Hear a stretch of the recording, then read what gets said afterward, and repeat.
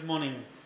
The paper I'm presenting here, Agriculture as an Asset Class and the Financialization of South Africa Farming Sector, is work that we are doing together with Antoine Ducastel, who's not here today, who's doing his PhD on this, and myself here in South Africa.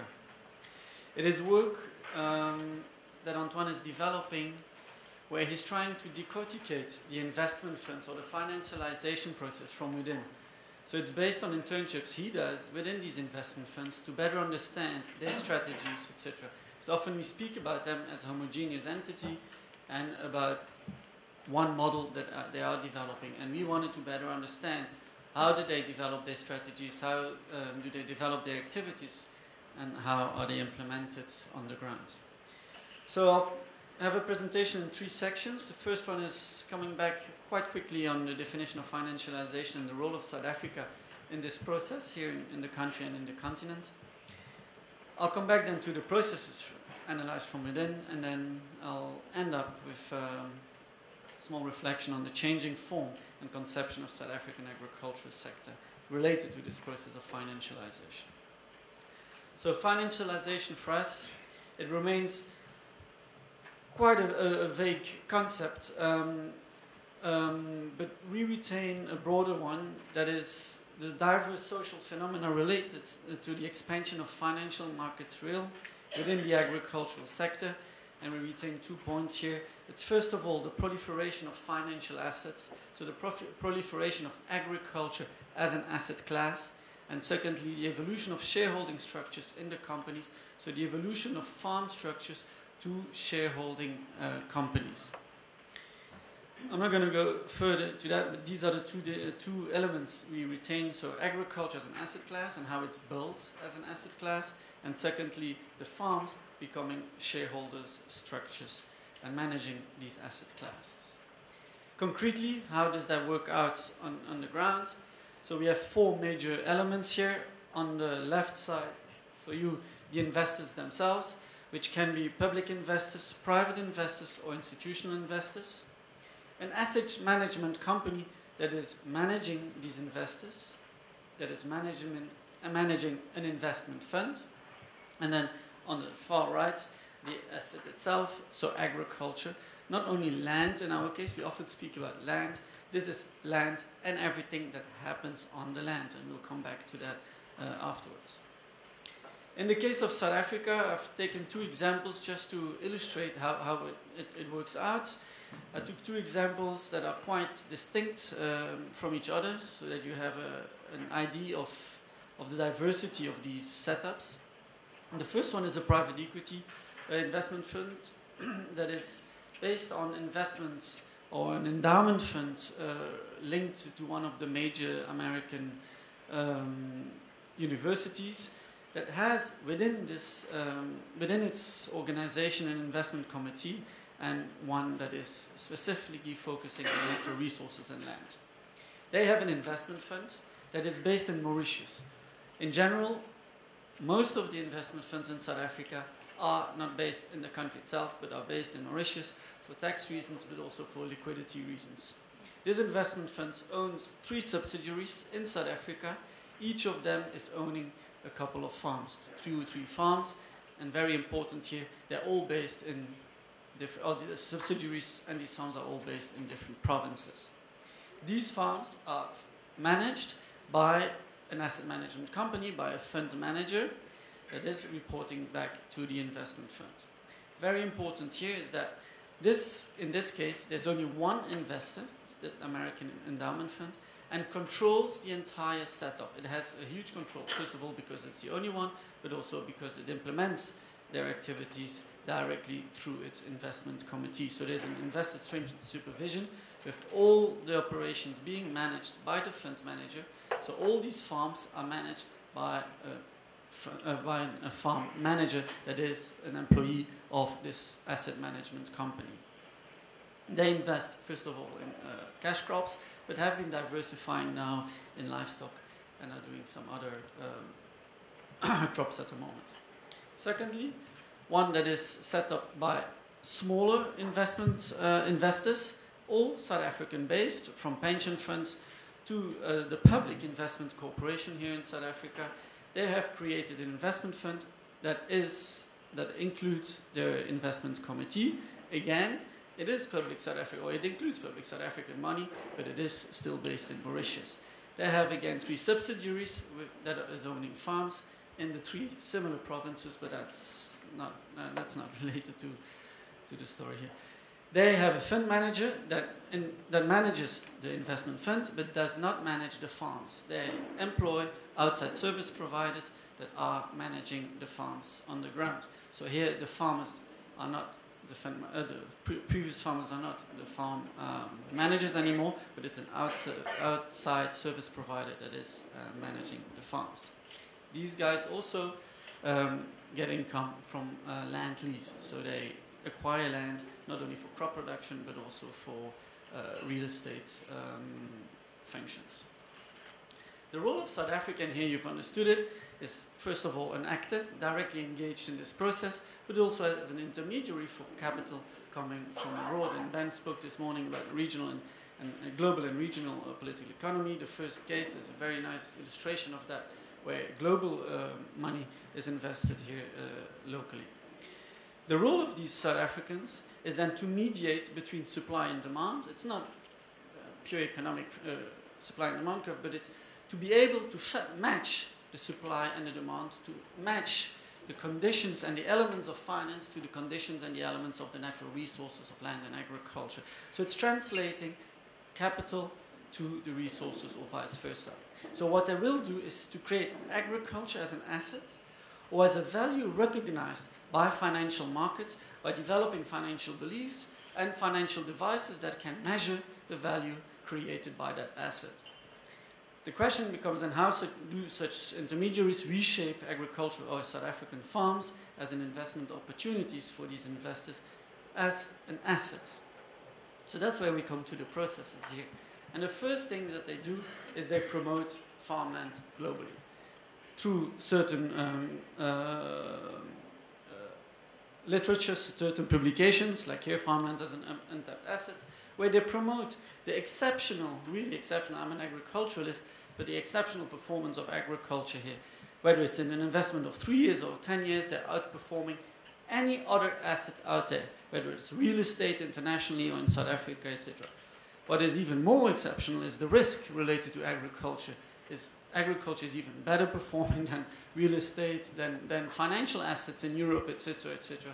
So agriculture, top asset to invest in, promoted by these actors. But of course, promoting agriculture won't make it an asset on its own.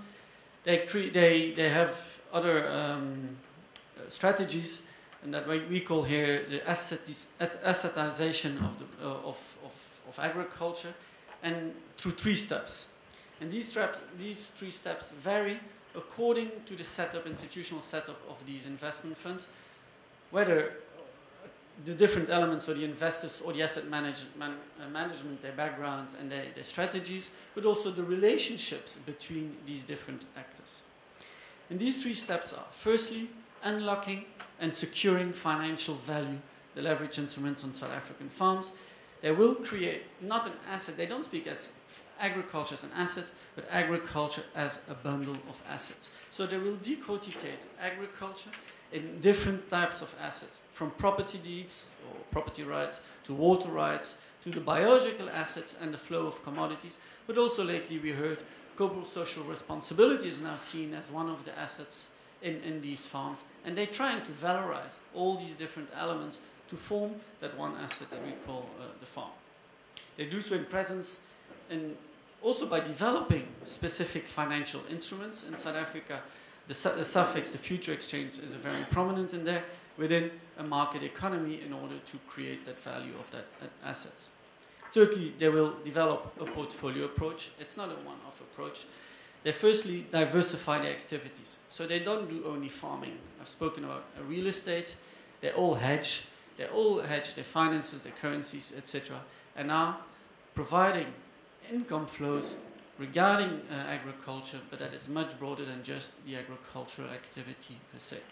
They will, they're engaged in offshoreization, so the Mauritius case, but also in geographic diversification, because many of them don't take insurances, which is way too expensive, but will control the risks by diversifying their activities geographically or diversifying their commodity.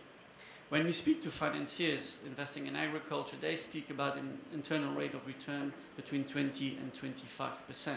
Again, as an agriculturalist, we often tend to speak between 6, 8, sometimes 10 when it's a very good year. So 25% seems very high. But that's because they consider agriculture as an asset class. So they will also consider your land and your agriculture as an asset class. So the increase in value every year is calculated in there.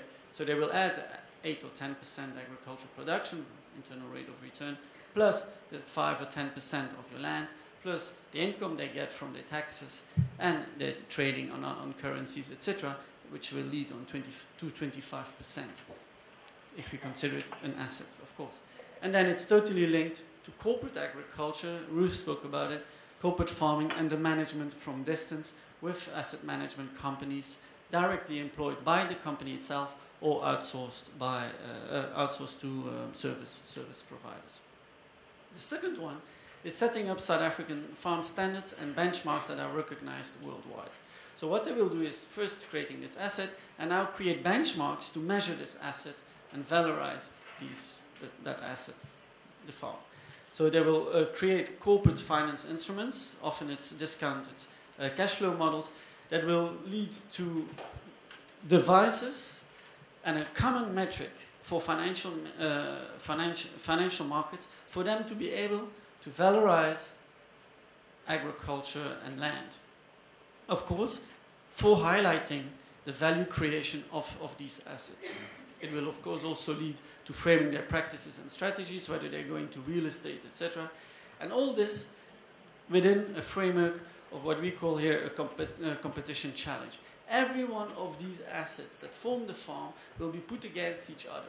So if agricultural production is not the asset that is producing, there is 6 or 8% this year, they won't bother concentrating on it.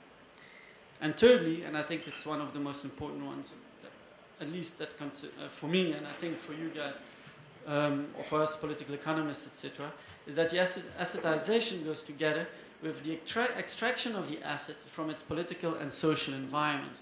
They don't see agriculture as a social entity anymore. They see it as a pure financial asset. And a good example here is the Fund 1 that I'm talking about, Border Farm, or the asset management company Border Farm, with what they call occupiers. And these are under the ESTA Act, the people that are allowed to live on these farms. And after a couple of visits from the investors, coming in big buses, to which I was invited, visiting these farms like we visit a zoo nowadays, they decided to get rid of this farm because these occupiers are not fitting in their models, are not fitting in the valorization strategies, and had to be, or either we got rid of the occupiers, but that wasn't possible in the South African case, so we got rid of the asset. So we're leading here to, we're going there towards financial enclaves, not only agricultural, commercial agricultural enclaves, but really to financial enclaves that are recognized globally within the environment or the agricultural environment in South Africa. So lastly, what does that mean for agriculture? Are we going to a changing form and conception of the South African agricultural sector? First of all, what we see is when they imply or they implement their measures, their financial norms, etc., that there's some limits and constraints, and that this translation process doesn't work as these investors or these financiers have hoped. There's a retraction and a resistance related also to the many failures out there that will now reconfigure these instruments, these financial instruments, but also reconfigure the financial sector, and we will meet somewhere in between. And this is certainly the case when we go to the other African countries, where the financial instruments like the SAFEX and the insurances, etc., are not as well developed, and that they have to adapt their financial measures to the farming activities in other African countries. And here I have this little quote that I liked from Polanyi, who spoke in the 1980s about the land commodity fiction. Here, can we speak about the land asset fiction? We see a certain process, but up to where can this go? So, if you want to understand, give at least partly an answer to this question, how far can we go, then we need to know what the extent is of these investments. And here, Ruth mentioned a couple. Here I've mentioned about 6 major other ones.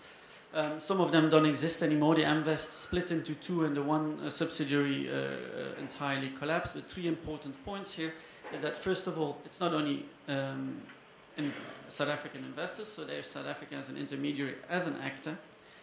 It's about, I think in South Africa we can talk about 10 to 20 billion US dollars that they're worth. These. What we also see is that it's not only what we call public or host country public institutions, it's also international public institutions and even international corporatization, international aid agencies like the French Development Agency and the African Development Bank that have set up such type of investments. They're based in South Africa at the moment, but as you can see, their mandate is at least Southern Africa, if not Africa, and they will utilize the financial instruments of the country to invest in the other countries, as Ruth mentioned. So just to conclude, although there is a resistance, we see that there is the development of a sub-financial industry, and that there's a change of the perspectives how we see agriculture. It's not seen as a social entity anymore, a social construction anymore. It's really seen as a bundle of assets forming a broader asset, and that will be managed through these investment funds purely based on financial criteria. There is desectorization of the South African agriculture, with farming without farmers as the model for the development of these lands. On top of that, these are the strategies of direct financialization are presented here. We see occurring indirect routes of financialization, or new routes to financialization, where farms have been taken over by smaller agribusinesses, and I think the next presentation will detail this. And these agribusinesses taking over